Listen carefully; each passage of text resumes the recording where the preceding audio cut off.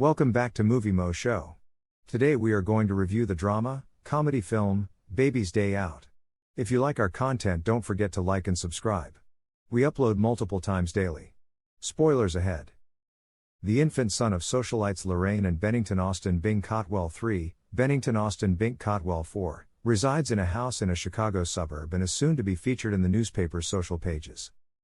Edgar Eddie Mauser, Norbert Norby LeBlanc, and Victor Vico Riley, three extremely incompetent crooks, abduct him while posing as newborn newspaper photographers and demand a $5 million ransom.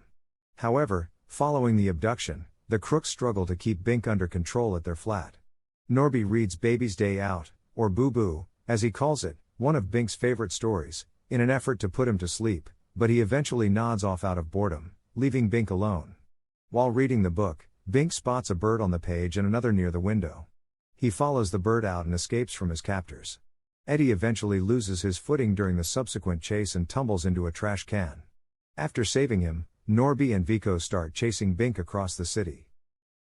The FBI, led by Dale Grissom, arrives at the estate where they work with Gilbertine, Bink's nanny, and Bink's parents to try to piece together information.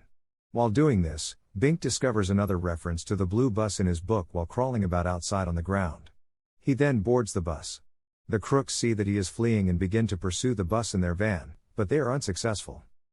While waiting for the obese woman to exit the bus at her stop, Bink creeps into her luggage. By the time the crooks board the bus, they notice Bink is not there and decide to pursue the woman. When she catches up with them, there is a confrontation.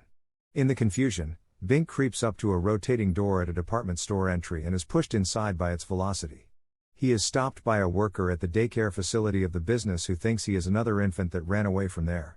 He then makes his way out of the shop and, after taking a taxi, crawls into the street. As he travels to the city zoo, the crooks make an effort to pursue him but keep getting hurt. They are astonished to discover him in the gorilla enclosure with a western lowland gorilla, who exhibits a protective side without harming him.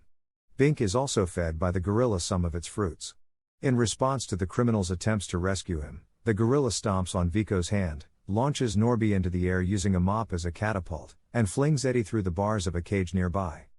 Bink is cornered and apprehended by the thieves in the park of the zoo, but they are met by two chatty police officers who have seen that the van's engine is still running.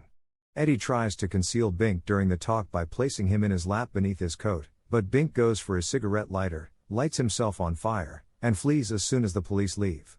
Vico puts out the flames by repeatedly stamping on Eddie's groin.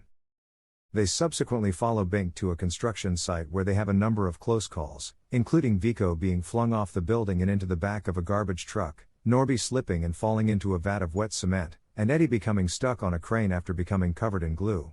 The sun sets as Bink and the building crew depart from the site. The thieves succeed in getting away, give up trying to capture Bink, and head back home. When Bink is spotted in the city, his parents are alerted, and Gilbertine surmises that he has been following Baby's Day Out and will probably next visit the old soldier's home. They discover him there, but on the way home he starts calling out Boo Boo in the direction of the culprit's apartment. When the recovering criminals hear Bink calling out for his book, they realize that he has returned. To their surprise, when they look out the window, they discover themselves surrounded by FBI agents who have come to arrest them, as well as Bink and his parents who are also standing outside the building. Eddie chastises Bink for tipping them off, and Grissom makes the thieves give back Bink's book. Back at home, Bink's parents put him to bed while talking about getting his picture taken the next morning by a regular photographer. Unbeknownst to them, however, Bink wakes up and prepares to read another book called Baby's Trip to China. Thank you for watching and don't forget to like and subscribe.